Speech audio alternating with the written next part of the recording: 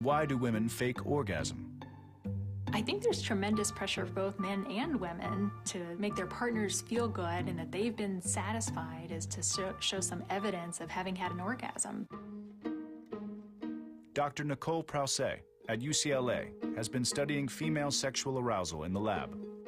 Generally speaking, women do not consistently have orgasms during intercourse, but they continue to have sex. Why? What is it about that that draws women back again and again, if not orgasm? To help her find out, a young woman, her identity concealed, will be hooked up to an EEG, a device that will measure her brain waves as she stimulates herself. She'll also be wearing a thermistor, a tiny device that will measure her genital temperature. It should keep this tiny disc in contact with your labia. Basically, when a woman becomes sexually aroused, she tends to heat up in that area. Do you have any questions about how to place the device? No, I'm ready to do it. Okay, well, I'm going to leave the room to let you give it a try. Next door, Dr. Prause and her colleague, Greg Siegel, examine the brain waves and the genital temperature. She's clearly trying.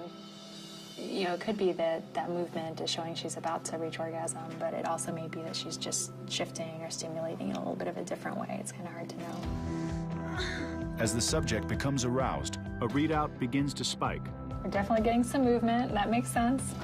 After a while, the subject approaches orgasm. There we go. There. She's indicated that she's having an orgasm. Clearly, different things are happening in her brain than they were a few moments ago.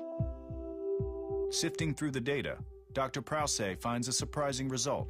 The pattern that we saw today, it looked like the part of the EEG that we think is the best signal of reward was highest when this woman was stimulating herself to attempt to reach orgasm. Whereas once she actually reached orgasm and was kind of in the throes of the moment, it dropped off immediately.